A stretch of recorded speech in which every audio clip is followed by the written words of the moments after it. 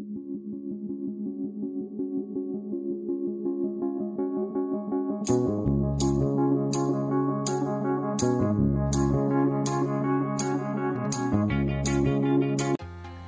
guys, our video for today is my version of fried chicken, and this is the ingredients. And we have chicken, breadcrumbs, cornstarch, salt, and white pepper. And we have to cut the chicken.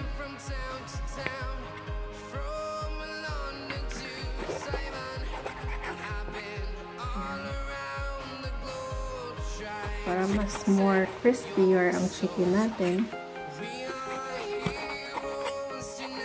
So, okay lang yan na may ice, na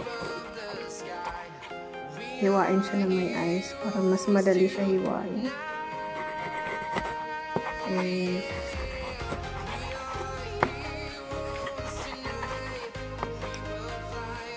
hugasan lang natin para matanggal yung ice o yung yellow.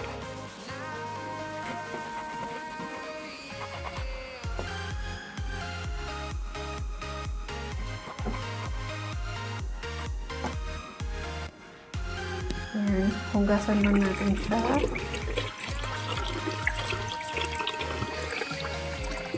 Hugasan natin ng paulit-ulit para matanggal yung ice. Kasi hindi siya fresh na chicken. So, ang part ng chicken na to is yung yung thigh. Hindi siya breast, thigh. Yung part ng malapit sa legs. Ayan.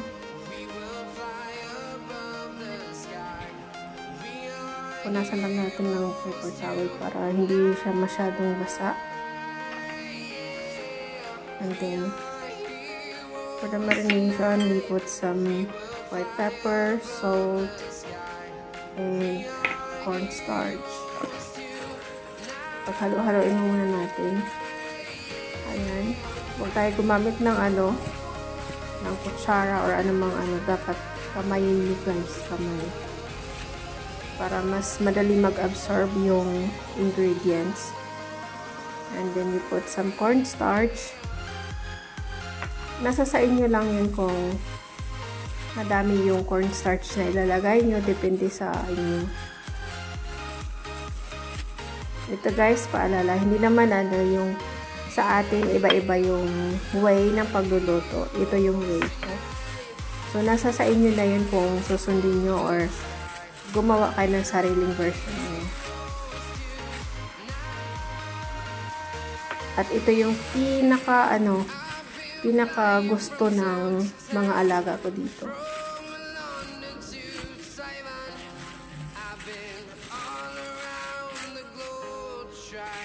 Wala na masyadong ibang nilagay, salt and pepper lang. And then after ng cornstarch, ilagay natin siya sa breadcrumbs. Gumamit lang kayo ng gloves kung ayaw niyo na manunuot yung ingredients sa mga kuko nyo. Basta gumamit kayo ng mas safe, mas okay. Gumamit kayo ng gloves, yung disposable gloves, para malinis yung tingnan if you use the gloves. So ayan, paulit-ulit lang, ulitin nyo lang yung ginagawa.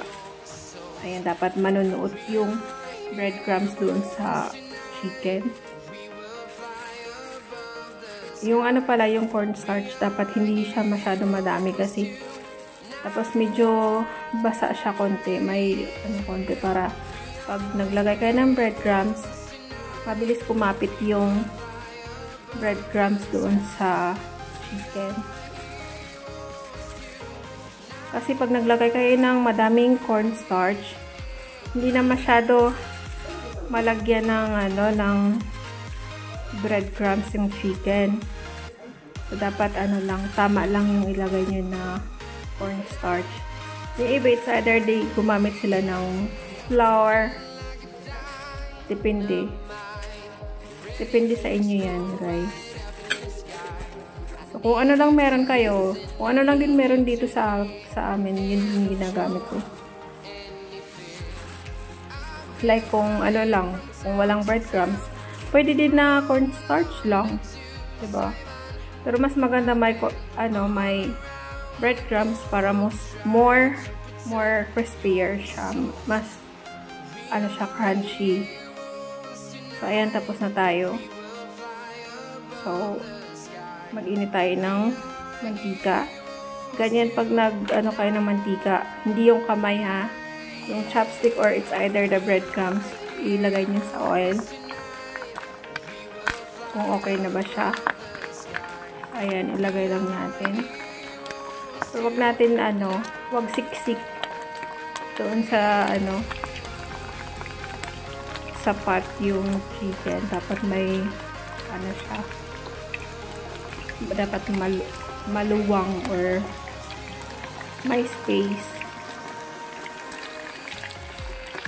Ayan. Mabilis lang. At saka guys, pag naglagay kayo, pag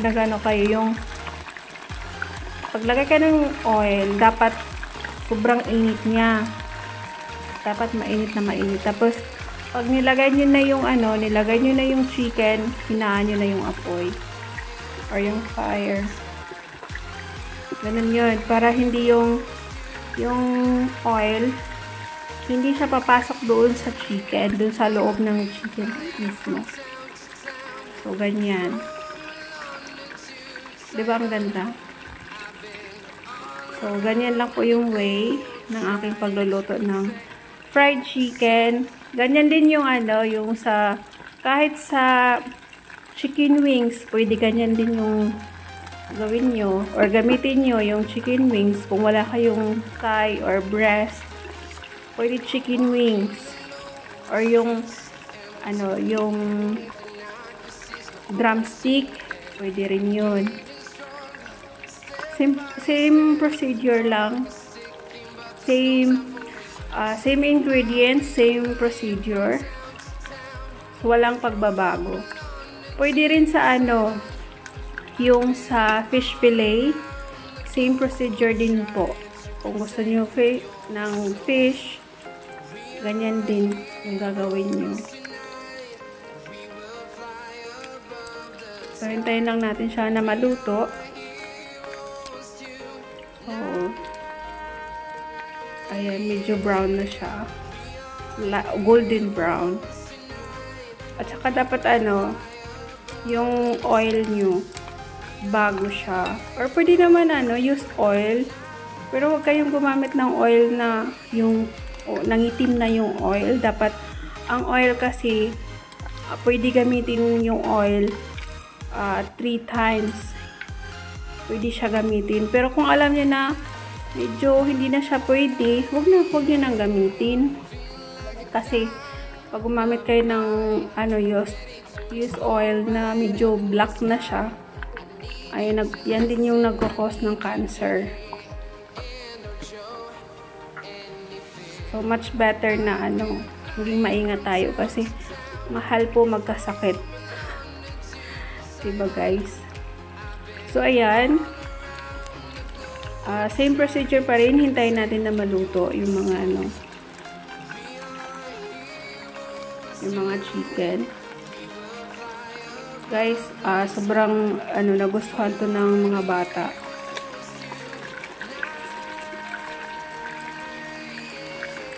Yung alaga ko, ito yung gusto niya.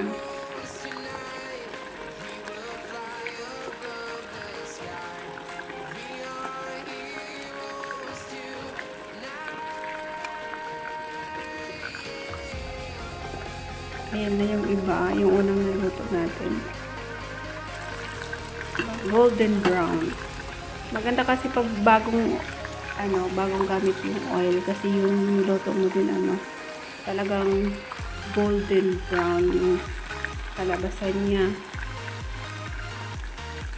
So ayan guys, ngayon lang tayo nagkaroon ng time na mag-voice over dito sa niluto natin kasi wala sila.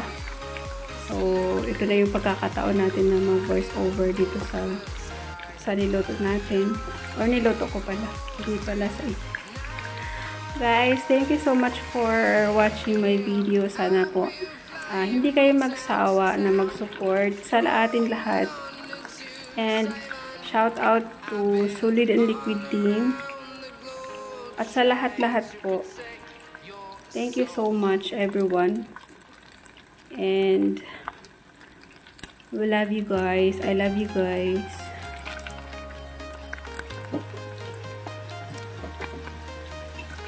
Ayan. Medyo okay na sila lahat.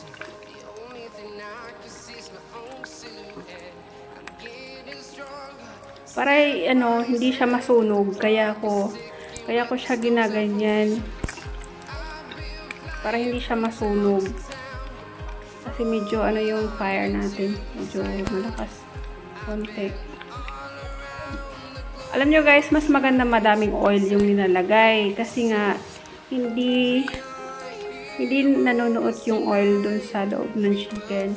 Pag kunti lang kasi ayan guys, anuhan ko siya, yung ininit ko muna ng matagal yung mantika para pag last na yan guys, ilagay nyo ulit yung chicken. Lahat ng chicken ilagay nyo ulit dun sa pinaglutuan. Dapat sobrang init niya, tapos i-off nyo na yung fire. Ayan, last siya.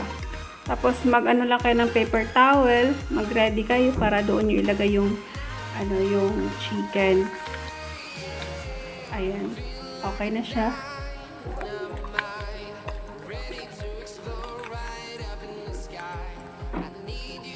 Hindi dumilim yung ng camera.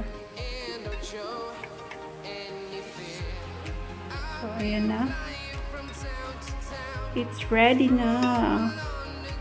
Our fried chicken is ready. Look at that.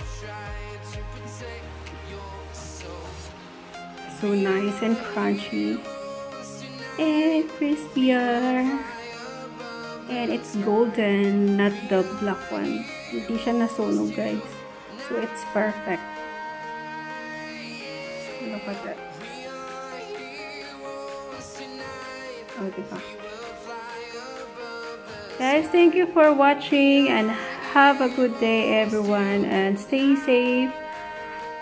Bye guys.